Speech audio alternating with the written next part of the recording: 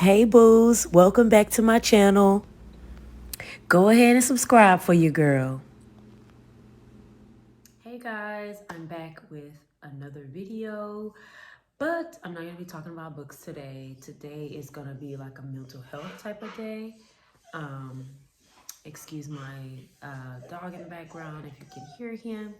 So today, my video is going to be called Why Anxious People Need Pets. So my dog making his little intro in the beginning was perfect for y'all. So let me get right on into the tea. I got a dog, y'all. I'm 1 month in the game and I feel like my whole world has changed because it has. In a sense, I have a little pet to care for. I have someone to care for. I have what feels like a baby to care for. Mom life. So someone that I have to pay special attention to, I have to feed every day, love on every day. And it has been a really cool experience for me. Right now, he whining because he just bored right now. But so I want to take a deep dive into that. So I think for me, I got a pet because that had been something on my mind for a very long time. And I just decided to take the leap and to not overthink it because sometimes I feel like I overthink every little piece of steps. And when it came to the dog, it was just like, just dive into it. Granted, the responsibility did slap me in the face, but it's fine. Like, I'm a responsible person. I got the skills. I can do it. So why not? I guess the only thing for me is having to find a babysitter when you want to travel. But there are ways around that.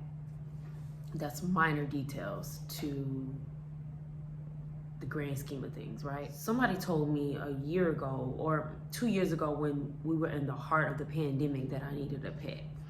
But in my mind, I was like, oh, I don't have the money to get a pet because I had went pet shopping, pet window shopping, and those pets were like $200 and up. And at that time, $200 was not in my budget to be spending on no animal. And I've known people that spend thousands of dollars on their pets. So it just was not in the cards for me at that time. But I didn't realize that there were other avenues. Like I didn't have to start from scratch. I could adopt from different type of ways, blase, blase. Back into the point of why we here. Why you need a dog if you're an anxious person. That dog is gonna force you into a routine if you already weren't in one. I think for me, I was in a routine, but it just depends, right? But with him, it's a routine every single day. So your mind has shifted from whatever you're constantly thinking about or, whatever stories your mind is making up, you're now focused on this animal and what they have going on and how you can make their life better. So your thoughts have shifted. Secondly, you're going outside every day. You're getting some sun on your face every day. Your feet is in the grass every day. You're being grounded. So these are very important things for people that are anxious because it is making you focus on things that matter, and now your mind is off of the things that do not matter, which is what you were focusing on ultimately before you got your pet or before you shifted your mindset. And I think for me, like I told my therapist, like I do not feel as anxious as I used to with an animal in my life. I don't even have time to be anxious anymore. Now, I'm not gonna say that the thoughts don't come in my mind because they do. It's just now I'm better. It's better. I'm handling it better. I'm like, oh no, you tripping. Like, oh no, like, like, oh no, you good, Liz. Like, that's silly. And yes, you can do that without a pet, But I just feel like with a pet, it just takes it to another level. Um, and I hope I'm explaining that in the best way that I can for people that tend to get anxious or highly anxious. Um, Now, I'm not gonna lie, like when I started to leave him alone, when I needed to go to the store, I did feel anxious. Um, but you can quickly resolve that by practicing it more, leaving him home more or her more when you wanna, go to the grocery store right quick or go to the gas station right quick or go meet somebody down the hall right quick. Because I felt like I was taking him everywhere, but I need my time alone and he needs his time to process when I'm not there, and he needs to know that I'm going to come back. So also another thing to kind of help with that, I bought a camera so I can check in on him when he's spiraling. In my camera, I can talk to him through it. So like this week I left twice. Two of They both were about 4 to 5 hours, and when I first left, he was crying, and so I can talk to the camera and be like, it's okay, Bosley, I'm coming back home, it's okay, I'll be back home, and he'll calm down and just get on the couch and go to sleep. So yesterday, I went somewhere, it was very short, like to the store. He didn't even cry. So that made me feel good. So I had to get in the groove of leaving him and not feeling like I had to have him attached to my hip.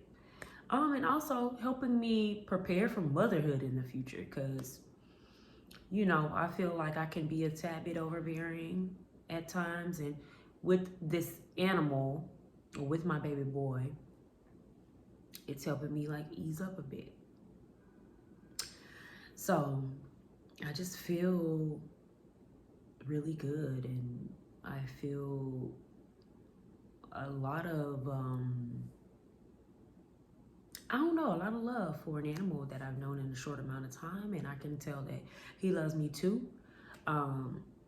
We both take naps together. He wakes up very early. It's forcing me to get up real early, earlier than I want to, but I'm waking up in a great mood. Ultimately, I'm waking up in a great mood.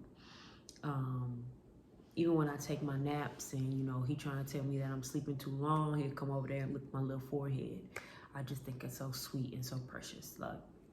And I love how he's very social, and he loves to play with other dogs, and, I'm meeting other dog owners, and I'm chatting with them about their pets, and, ultimately meet new people, and, stepping out of my comfort zone if meeting other dog owners was, not within my comfort level. But I'm pretty social anyway, so that doesn't make me uncomfortable. It might make some of them uncomfortable when I'm talking too much. But anyways, anxious people, get a dog, get a pet. Don't overthink it. It can become a part of your routine if you allow it. You have the time. Some of y'all don't want to make the time. Now, I can see if you were working like 16-hour days, 12-hour days, then yeah, maybe you don't need a pet. Maybe you got to try other things. But if you're working a regular 9 to 5, 8 to 5, I feel like you can make some adjustments. In my opinion. Hey y'all, actually before I dip out, I do want to give, I guess, important tips that I left off. Number one, don't overthink it.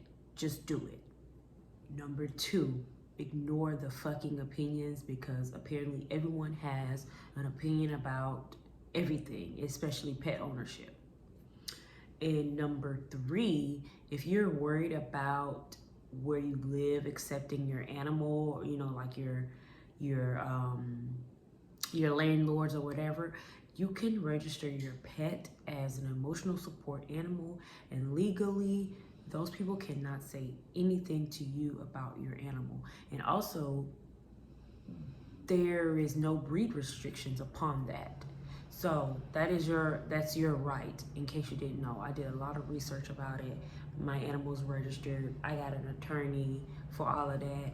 So if you have any questions, you could definitely reach out to me and I'll definitely be able to help you with it.